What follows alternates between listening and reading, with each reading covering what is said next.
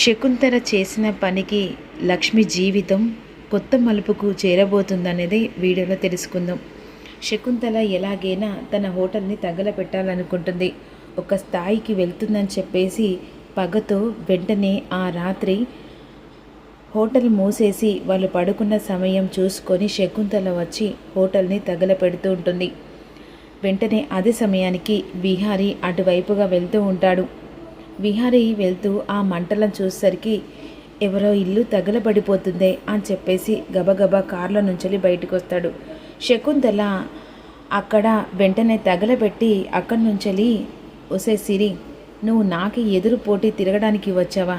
నేను వదిలిపెట్టనే అని చెప్పేసి ఈ మంటలలో నీ కలలాగి కరిగిపోతుంది. నాకంటూ ఎదురు తిరిగే వాళ్ళు ఈ భూమి మీద పుట్టలేదే అనే విధంగా అక్కడి నుంచి శకుంతల మంటలు వేసి వెళ్ళిపోతుంది. ఈలోపు లోపల ఉన్న సిరికి, అదే కనకమహాలక్ష్మికి అలా స్మెల్ వస్తూ ఒక్కసారిగా దగ్గు వస్తూ ఉంటుంది. ఊపిరి పీల్చుకోలేనంతగా మొత్తం పొగ వస్తూ ఉంటుంది. ఆ కళ్ళు తెరిచి చూసరికి మొత్తం పొగ అంతా ఇంటి చుట్టుముడుతుంది. వెంటనే బయటికి వచ్చేసరికి అదంతా కాలిపోతూ ఉంటుంది. అక్కడికి విహారీ వస్తాడు. అందులో లక్ష్మి ఉంటుంది. లక్ష్మి విహారికి కనిపించదు. కానీ లక్ష్మి గట్టిగా అరుపులకు విహారికి అర్థం కాదు. చుట్టుపక్కల వాళ్ళని పిలిచినా కూడా ఎవరు కూడా బయటికి రారు.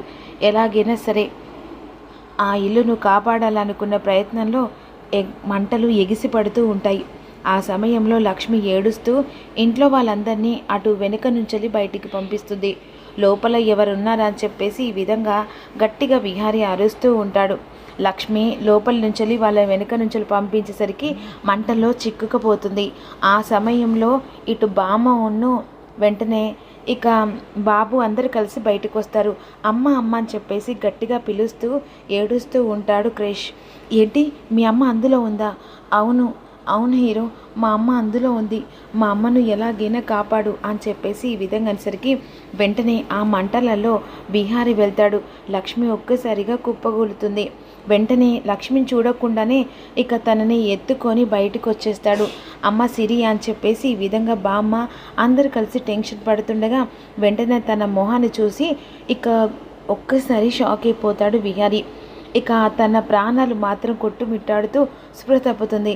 లక్ష్మి అని చెప్పేసి వెంటనే, బాబు ఇక నా మనవరాల్ని కాపాడు బాబు, నీ చేతిలో ఉందని చెప్పేసి ఈ విధంగా అంటుండగా ఈలోపు రౌడీలు దూరం ఇక లక్ష్మిని కాపాడే చూస్తారు. అరే, ఇది మళ్ళీ బ్రతికుందిరా, ఎలాగైనా సరే అని విధంగా వెంటనే అక్కడ శకుంతలకు చెప్తారు.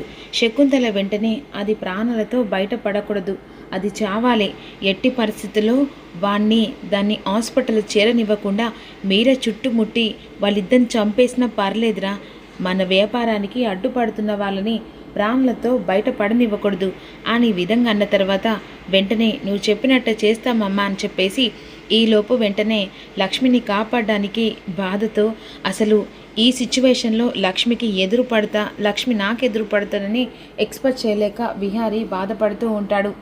ఇక వెంటనే హాస్పిటల్కి తీసుకెళ్తున్న లక్ష్మిని కాపాడుకోవాలని చెప్పేసి అంటాడు. లక్ష్మి, ఈ సిచ్యువేషన్లో నువ్వు నాకు ఎదురు పడతావని కల్లో కూడా అనుకోలేదు. అసలు నువ్వు ఇలా ఉండడం ఏంటి? అసలు ఆ బాబు నీ కొడుకు అవ్వడం ఏంటి అని విధంగా షాక్లో ఉండిపోతాడు. ఫస్ట్ నిన్ను కాపాడిన తర్వాత నిజాలేంటో బయటపడతాయి అని తీసుకెళ్తుండగా చుట్టూ రౌడీలు ముడతారు. ఏంటిరా, దాన్ని కాపాడడానికి హాస్పిటల్ తీసుకెళ్తున్నారా? ఎవర్రా మీరు? ఇక దాన్ని చంపడానికి వచ్చాంరా, అది ఎప్పుడు మాకు వ్యాపారానికి అడ్డుపడుతుందిరా, ఇక తన మీద చెయ్యి వేస్తే చెయ్యి విరిచేస్తానరా. ఏంట్రా నువ్వు విరిచేది అని విధంగా రౌడీలు వెంటనే చుట్టుముడుతూ ఉండగా విహారీ వెంటనే రౌడీల తాట తీస్తుండగా రౌడీలు చేతిలో కర్ర పట్టుకొని విహారీ తల ఇక కొట్టేసరికి తల కాస్త పగిలిపోయినట్టు బ్లడ్ వస్తూ ఉంటుంది. ఆ సమయంలో విహారీ వెంటనే రౌడీల తాట తీసి ఇక లక్ష్మిని హాస్పిటల్లో జాయిన్ చేస్తారు. లక్ష్మికి హాస్పిటల్లో తల కట్టు కడతారు. లక్ష్మి గురించి తెలుసుకోవాలని చెప్పేసి విహారీ మాత్రం విశ్వ ప్రయత్నాలు చేస్తూ ఉంటాడు. అసలు లక్ష్మి వీళ్ళతో ఉండడం ఏంటి, అసలు ఏంటో తెలుసుకోవాలని చెప్పేసి, బామ్మ తను మీకు తెలుసా? తను నాకు తెలుసు, తను నా మనవరాలు. అంటే నీ మనవరాలంటే మీ సొంత మనవరాలా అని చెప్పేసి విహారీ బామ్మని అడుగుతుండగా తను ఒకప్పుడు కడుపుతో ఇక నా చెంతకు చేరింది. తనని కాపాడుకోవాలని చెప్పేసి తన చుట్టే ఉన్నాను. ఆపదలలో కష్టాలలో తన వెనుకాలే ఉన్నాను. నన్ను మాత్రం తన ఇక బామ్మ కంటే ఎక్కువగా చూసుకుంది. అంటే తను ఎక్కడి నుంచెలి, తను హైదరాబాద్ నుంచెలి 3 నెలల కడుపుతోని నా దగ్గరికి చేరింది.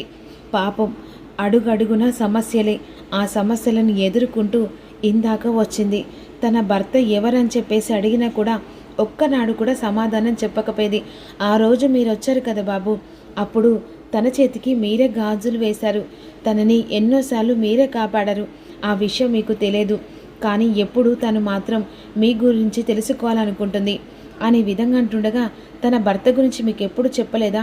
చెప్పలేదు బాబు అనే విధంగా అంటుండగా వెంటనే డాక్టర్ బయటకు వస్తుంది. డాక్టర్ ఇక ఎలా ఉంది తను అని చెప్పేసి అంటుండగా, తనకి షీజ్ ఓకే, కాకపోతే చెప్పలేం, తను ఆ ఊపిరి బిగబట్టడం వల్ల కాస్త ఇక హార్ట్ బీటు చాలా తక్కువ కొట్టుకుంటుంది అని డాక్టర్లు చెప్తూ ఉంటారు. ఈలోపు లక్ష్మి కళ్ళు తెరిస్తే కానీ కొన్ని నిజాలు బయటపడవని చెప్పేసి విహారి అనుకుంటూ ఉంటాడు. ఈలోపు వెంటనే క్రిష్ వచ్చి విహారి చేపట్టుకొని, చాలా థ్యాంక్స్ ఇక సూపర్ హీరో, ఎందుకంటే మా అమ్మను కాపాడావు. అవునరా, మీ నాన్న ఎక్కడా? మా నాన్న ఎవరో నాకు తెలియదు. మా అమ్మ ఎన్నిసార్లు అడిగినా మా నాన్న గురించి చెప్పలేదు, కానీ ఒక్క మాట చెప్పేది, మా నాన్న మాత్రం హీరో అని చెప్పేసి ఇక మా అమ్మ చెప్పేది. కానీ మా నాన్న హీరో అని మా అమ్మ ఎప్పుడు మా నాన్న గురించి బాధపడుతున్నట్టుగా అనిపించేది, కానీ ఎప్పుడూ అడగలేదు అని ఈ విధంగా అంటుండగా, అదే సమయానికి అసలు ఈ లక్ష్మి జీవితంలో ఏం జరిగింది? ఈ బాబు ఎవరు బాబు? అసలు ఈ బాబు నా బాబేనా ఆ రోజు అని చెప్పేసి ఈ విధంగా ఆలోచిస్తూ ఉంటాడు. పాత జ్ఞాపకాలు మెమరేసుకొని ఉంటాడు. అంటే వీడు నా రక్తం పుంజుక పుట్టిన నా కొడుకే కదా అని చెప్పేసి ఈ విధంగా కృష్ణ దగ్గరికి తీసుకుంటాడు. అమ్మకేం కాదు నాన్న, అమ్మ హ్యాపీగా బ్రతికి వస్తుంది, అమ్మ మనతో ఉంటుంది. ఏంటి ఏమంటున్నావు? అదే, మీ అమ్మ నీతోనే సంతోషంగా ఉంటుంది. అసలు ఇన్నేళ్ళ తర్వాత లక్ష్మి నా జీవితంలోకి రావడం ఏంటి? ఇలా అన్ఎక్స్పెక్టెడ్గా ఇలా ఎదురుపడడం ఏంటి? అసలు ఆ దేవుడు నాకు ఏం చేయడానికి ఇలా ఎదురుపడేలా చేశాడు అని విధంగా ఆలోచిస్తూ ఉంటుంది. ఇక మరోవైపు పండు మాత్రం ఆ లడ్డుల గురించి ఆలోచిస్తూ, అసలు ఈ లడ్డూలు ఎవరు చేశారు అని చెప్పేసి సిరమ్మ దగ్గరికి వస్తున్నాయి. ఏంటి పండు ఇలా వచ్చావు అని అంటుండగా, పొద్దున లడ్డూలు తీసుకొచ్చావు కదా, ఆ లడ్డూలు ఎవరు చేశారో చెప్తావా? ఓ తను నా ఫ్రెండు, రేపు పొద్దున తనని కలవాలి అనుకుంటున్నావు కదా? అవును సిరమ్మ, రేపు పొద్దున్న తన దగ్గరికి తీసుకెళ్తావా? ఓ బేసిక్గా నేను తీసుకెళ్తాను.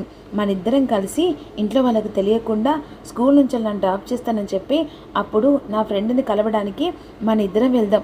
తనని చూస్తే నువ్వు కూడా చాలా సంతోషపడుతూ, అయినా తన మాటలలో ఏదో తెలియని సంతోషం, నాకు కావాల్సిన ఆవిడలాగా అనిపిస్తూ ఉంటుంది ఒక్కొక్కసారి అని సిరి చెప్తూ ఉంటుంది. మరి జీవితంలో ఏం జరుగుతుందో తెలుసుకుందాం.